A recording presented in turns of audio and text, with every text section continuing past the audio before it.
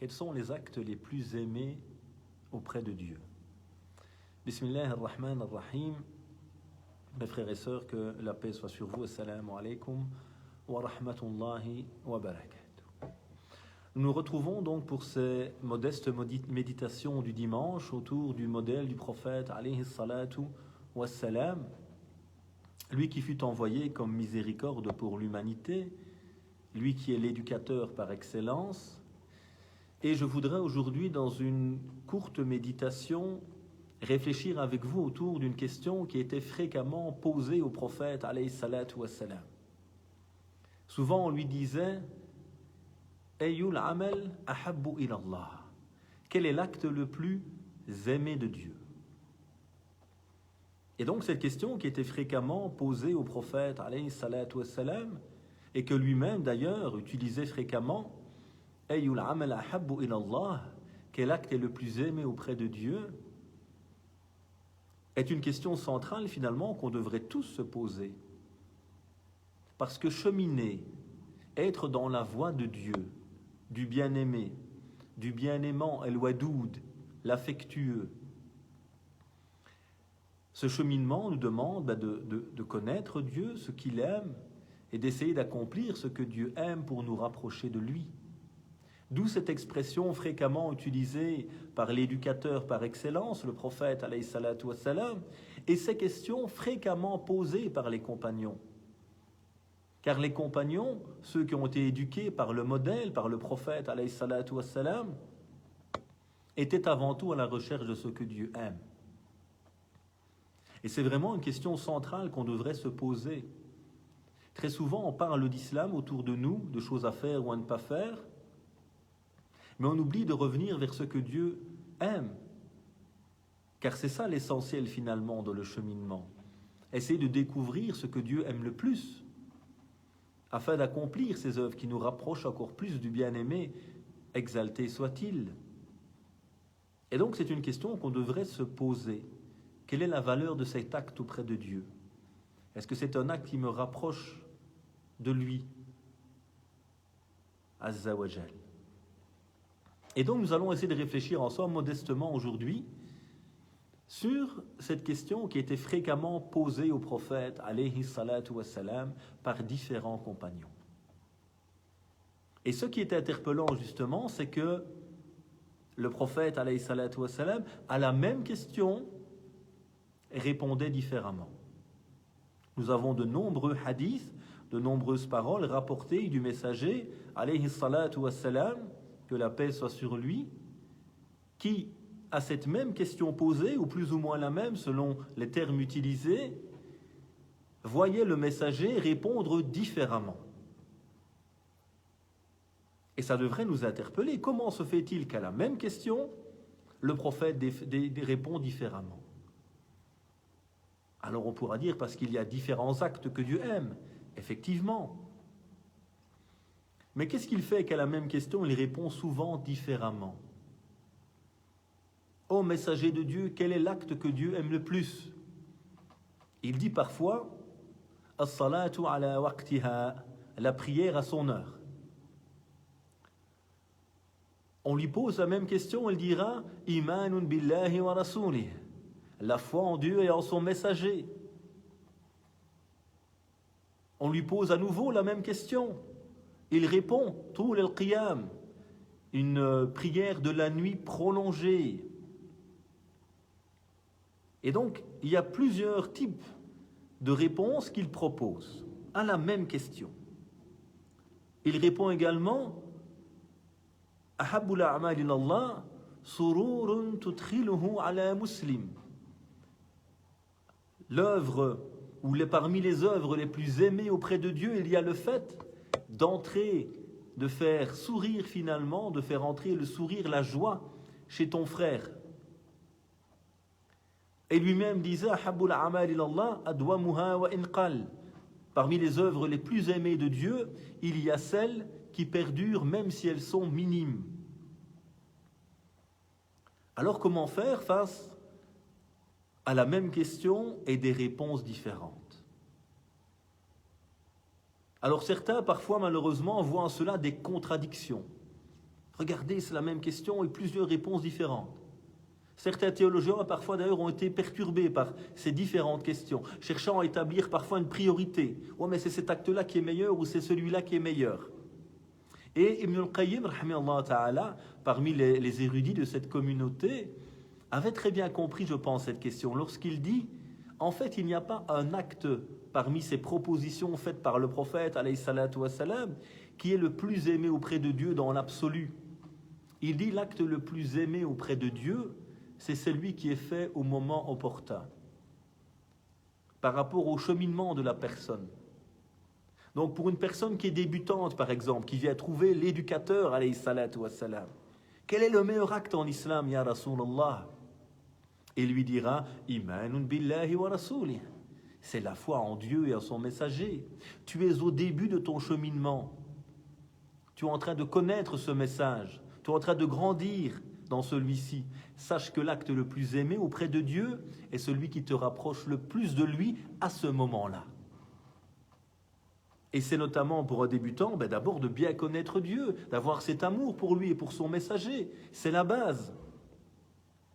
Pour une autre personne qui interpelle le prophète, alayhi salatu wassalam, sur les actes les plus aimés auprès de Dieu, il répondra, as-salatu ala waqtiha, la prière faite à l'heure. Sans doute que certains parmi ceux qui l'entouraient n'étaient pas ponctuels dans leur prière. Et donc il rappelle à ces gens qui ont sans doute déjà dépassé le premier stade d'une adhésion du cœur à Dieu, ayez par rapport à vos prières ce respect du temps, essayez de la prier au moment opportun. Quand une autre personne lui pose encore cette question sur les actes les plus aimés auprès de Dieu, il lui dira tout le qiyam, une prière de la nuit qui est prolongée. Ça, c'est quelqu'un qui a déjà avancé dans son cheminement, qui est déjà bien dans sa foi et dans ses principes essentiels, les 5 prières. Alors on l'invite à prier en plus durant la nuit. Tout le qiyam. Lorsque le prophète voit des personnes peut-être qui n'arrivent pas à être constantes, qui vont donner énormément dans leur pratique pendant une semaine ou un mois, et puis qui vont totalement chuter, que va dire l'éducateur, le modèle, alayhi salatu wassalam? Adwamuha wa inqal. Ces actes les plus aimés, ce sont ceux qui perdurent, même s'ils sont minimes. Trouver la constance dans le cheminement. À un autre, il va lui dire que les actes les plus aimés de Dieu, c'est quoi? C'est faire entrer le sourire finalement chez ton frère, rendre ton frère heureux, joyeux. Selon les situations qui se présentent à lui, selon les personnes qui sont face à lui, l'éducateur modèle, le prophète alayhi salatu wassalam, propose des réponses différentes, des solutions différentes. Et il n'y a aucune contradiction entre cela. Il y a une adaptation par rapport à la personne qui l'encadre. Car le prophète sallallahu alayhi wa sallam était avant tout cet éducateur. Cette personne qui boostait les cœurs, qui permettait aux gens de cheminer.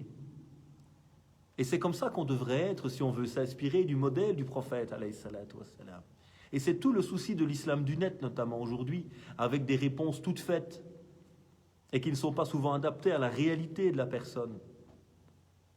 Le prophète, alayhi salatu wa sallam, a cette qualité et cette capacité en tant qu'éducateur, en tant que modèle envoyé par Dieu pour permettre aux gens de vivre les principes coraniques dans la réalité.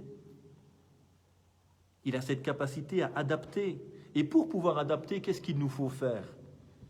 D'abord, il faut revenir et changer notre conception parfois de la religion. Arrêtons de transmettre des infos brutes comme ça.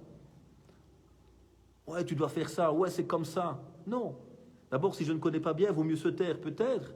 Et deuxièmement, revenons dans cette perspective de l'éducateur, de l'éducatrice, celui qui aide les autres à être mieux dans leur cheminement. Et pour aider les autres à mieux cheminer, il est vraiment important, de pouvoir faire une forme de décalage avec son propre ressenti.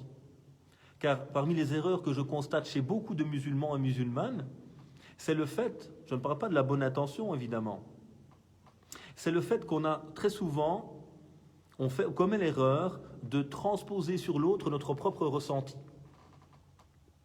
Et donc moi par exemple, j'ai très facile à faire mes prières et je n'arrive pas à comprendre que quelqu'un qui est dans un cheminement plus récent ou une pratique plus compliquée selon sa réalité, son cheminement, n'arrive pas à faire ses 5 prières.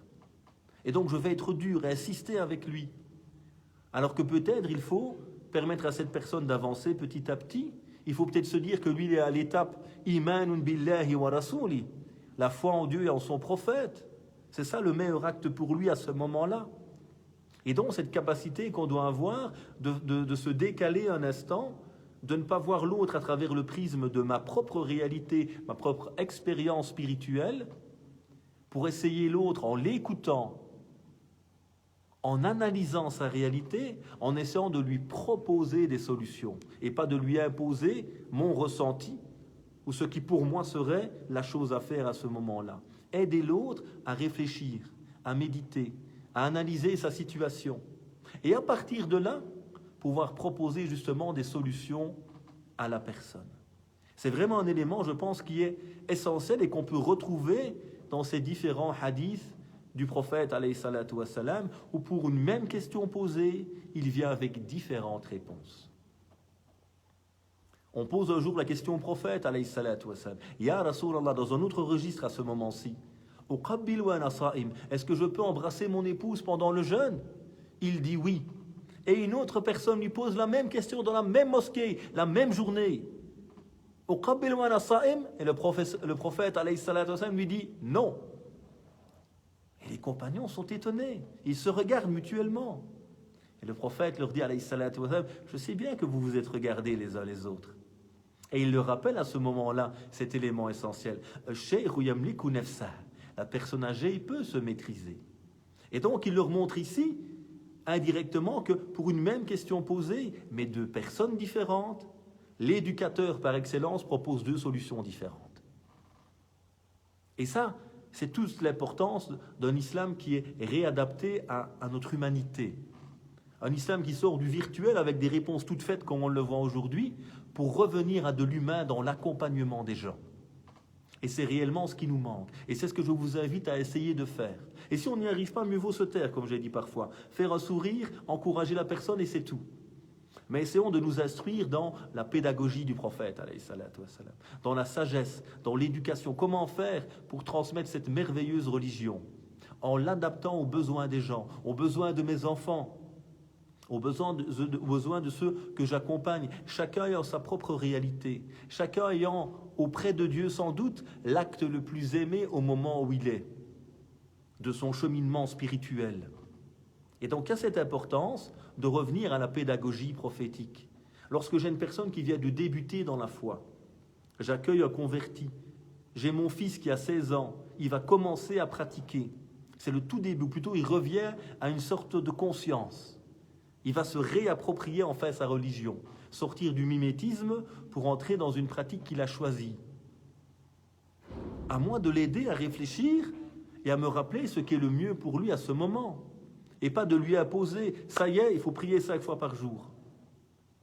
Peut-être qu'il est à l'étape, imanun billahi wa rasuli, la croyance en Dieu et la croyance au prophète, alayhi salatu wassalam. Donc cette capacité à pouvoir analyser, d'où l'importance pour les éducateurs, les éducatrices, pour chacun et chacune d'entre nous, avec nos enfants, avec nos amis, avec ceux que nous encadrons parfois, naturellement ou dans un cadre organisé, d'apprendre justement le silence. Kana tawil as-samt. Les compagnons disaient du prophète, alayhi salatu wassalam, il se taisait beaucoup. Il était quelqu'un qui écoutait. Parce que pour permettre aux gens de grandir, il faut être dans la perspective du médecin. Je me tais ou je pose les bonnes questions pour permettre de connaître la personne qui est face à moi. Ahabbul a'mal ilallah, quels sont les actes les plus aimés? Plein de solutions différentes, plein de réponses différentes. Pourquoi? Parce que chaque personne qui l'interpelle est une personne différente. D'où l'erreur que nous avons parfois quand on prend un hadith du prophète alayhi salatu wassalam et qu'on dit voilà, la réponse est là. Non. Parce que la réponse donnée par le prophète, alayhi salatu wassalam, le médecin des cœurs, peut varier d'une personne à l'autre. Quand cette personne lui dit quel est l'acte le plus aimé auprès de Dieu, ben, il est débutant, croit en Dieu, connaît le prophète. Et c'est tout pour l'instant. Quelqu'un qui n'est pas encore régulier dans sa prière, fait la prière à l'heure. Quelqu'un qui est déjà bien avancé dans ses prières, fait la prière de la nuit. Quelqu'un qui est peut-être bien dans sa prière, mais qui dans son comportement n'est pas dans l'idéal avec les gens, il lui dit, le meilleur acte auprès de Dieu, c'est de faire entrer la joie dans le cœur de ton frère musulman. À chacun, il donne une réponse différente. Pourquoi ? Parce que les personnes sont différentes.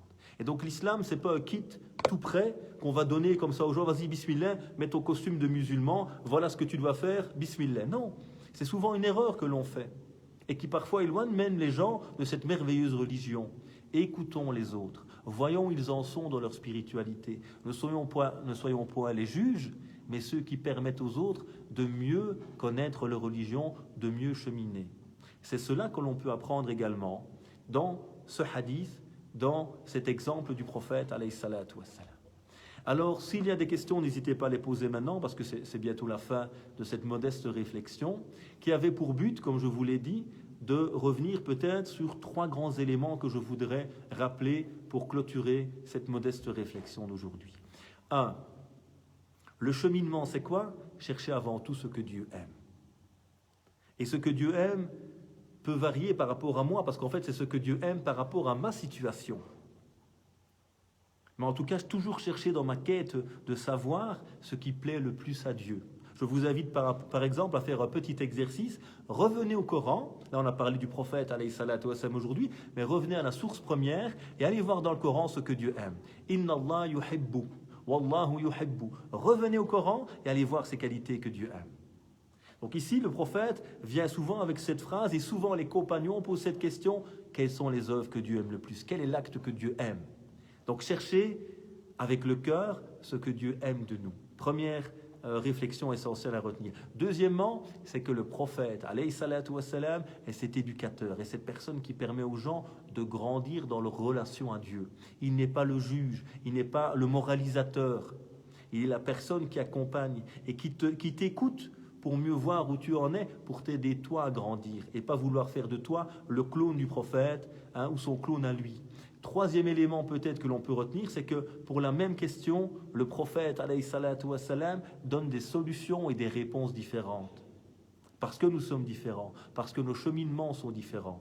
Et tout cela, ce sont des éléments qu'il nous faut pouvoir nous rappeler quand on veut parler de l'islam à nos enfants, aux jeunes, à un converti, à ceux que l'on aime, à tous ceux qui nous entourent. Écoute d'abord, vois où en est l'autre personne et aide-la à faire son propre chemin, pas à lui dicter le chemin que toi tu as vécu ou ce que tu penses soit être l'idéal pour lui. Puis Dieu exalté soit-il nous permettre de nous rapprocher de lui, de goûter à son amour, à la saveur de la foi, halawat al-iman, qui nous permettent de nous inspirer du modèle du prophète alayhi salatu wassalam et d'œuvrer vers les actes qui nous accordent son amour. Ô mon Dieu, accorde-nous ton amour et l'amour de ceux que tu aimes, ainsi que les voies qui nous mènent à ton amour. Ô mon Dieu, tu es le meilleur des purificateurs, alors purifie nos cœurs. Ô mon Dieu, toi qui fais tourner les cœurs, affermis nos cœurs sur ta voie. Ô mon Dieu, purifie-nous, rapproche-nous de toi, pardonne-nous nos erreurs et nos manquements, car tu es le pardonneur avant tout. Ô mon Dieu, fais-nous miséricorde, comble-nous de ton amour, car tu es le tout miséricordieux, le tout rayonnant d'amour. Ô mon Dieu, guéris les malades, fais miséricorde à ceux qui nous ont quittés, guide chacun et chacune d'entre nous ainsi que toute l'humanité, permets-nous de mieux éduquer nos enfants et tous ceux qui nous entourent, rapproche-nous de toi. Walhamdulillahi Rabbil Alamin. Mes frères et sœurs, merci d'avoir été avec moi en ces quelques instants. Que Dieu vous bénisse chacun et chacune et à très bientôt pour nos méditations, nos réflexions du dimanche sur le modèle du prophète alayhi salatu wassalam. Wassalamu alaikum wa rahmatullahi wa barakatuh.